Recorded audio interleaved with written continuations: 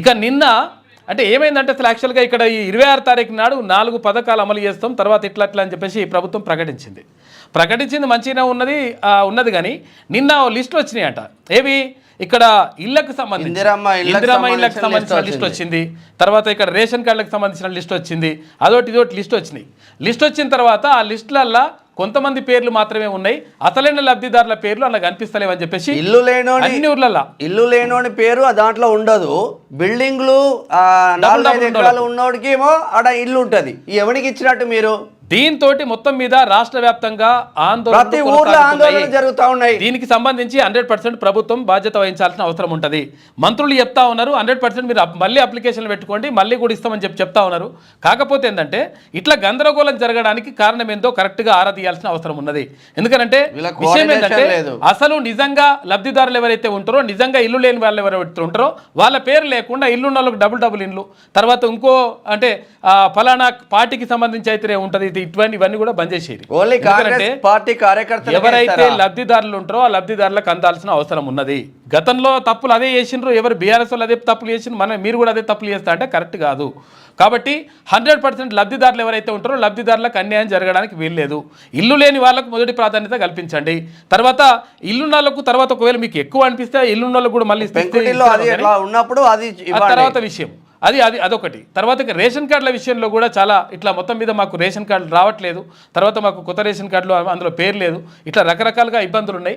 అయితే రాష్ట్ర వ్యాప్తంగా అన్ని గ్రామాల్లో చాలా గ్రామ పంచాయతీల్లో ఇదంతా కూడా లొల్లి జరుగుతూ ఉంది, తర్వాత సిటీలో కూడా ఇదంతా కూడా జరుగుతూ ఉంది. కాబట్టి 100% దీనిపైన ప్రత్యేక దృష్టి పెట్టాల్సిన అవసరం ఉన్నది నిజంగా. ఎందుకంటే అసలు యాక్చువల్గా మీరు ఇచ్చినటువంటి పథకాలు ఇక లొల్లి చేసేందుకు ఉంటే అనవసరంగా బదనాం అవుతారు. విషయం ఏంటంటే ఇచ్చినటువంటి పథకాలు నిజంగా లబ్ధిదారులకు అందుతున్నాయా లేదా, తర్వాత నిజంగా ఇక్కడ అధికారులు నిజంగా చిత్తశుద్ధితో పనిచేస్తున్నారా లేదా, ఇవన్నీ కూడా ఒక పర్యవేక్షణ అవసరం. తర్వాత నిజంగా ఒకవేళ ఎవరికైనా అన్యాయం జరిగితే వాళ్ళకి న్యాయం జరిపించడానికి ప్రయత్నం చేయాలి. తర్వాత ఇంకొకటి ఏంటంటే ఇప్పుడు లిస్ట్ ఇవ్వమంటున్నారు, ఏది మా ఇల్లు రాలేదు, మాకు ఇల్లు లేదు, ఇల్లు లేకపోయినా కానీ చెప్పేసి మా పేరు రాలేదు, ఇల్లు ఉన్న వాళ్ళ పేర్లు వచ్చినాయి, ఇట్లా అన్యాయం జరిగిందని చెప్పేసి ఒకరు అది వచ్చి ఆడ లొల్లి పెట్టినప్పుడు ఏమైంది, లేదు మీరు మళ్ళీ అప్లై చేసుకోండి అంటున్నారు. మరి మళ్ళీ అప్లై చేసుకుంటే ఈ లిస్టులనే వస్తుందా, మళ్ళీ అప్లై చేసుకుంటే మళ్ళీ లిస్టు సెకండ్ లిస్ట్ అని చెప్పేసి వీళ్ళందరికీ వచ్చిన తర్వాత మళ్ళీ వస్తుందా అనేది ఒక డౌట్ ఉన్నది వాళ్ళకు. ఎందుకంటే మళ్ళీ లిస్ట్ రావాలంటే ఇక మళ్ళీ 6 నెలలు పడుతుంది, ఏడాది పడుతుంది, 4 ఏళ్ళు పడుతుంది, ఇక మళ్ళీ ఎలక్షన్లు వచ్చేదాకా పడుతుందో తెలియదు. అటువంటి పరిస్థితుల్లో మళ్ళీ అప్లికేషన్ పెట్టుకుంటే ఈ లిస్టులనే వాళ్ళది వస్తుందా, పేరు వస్తుందా, దీనిపైన ఫుల్ క్లారిటీ ఇవ్వాల్సిన అవసరం ఉన్నది. తర్వాత ఇక్కడ ఏది రేషన్ కార్డులకు సంబంధించినటువంటి క్లారిటీ కూడా ఇవ్వాల్సిన అవసరం ఉన్నది.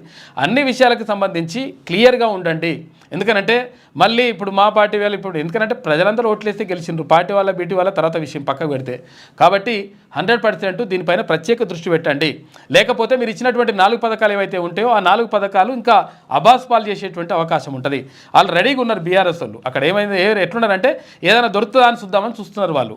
కాబట్టి అటువంటి అవకాశం ఇవ్వకుండా మీరు తీసుకుంటే మంచిగా ఉంటుంది. ఇది ఎందుకంటే ప్రభుత్వము ఇట్లా ప్రభుత్వానికి సానుకూలంగా ఉంటారు, మీరు వ్యతిరేకంగా ఉంటారు, ఇది కాదు, ప్రజలకు సానుకూలంగా ఉంటారు.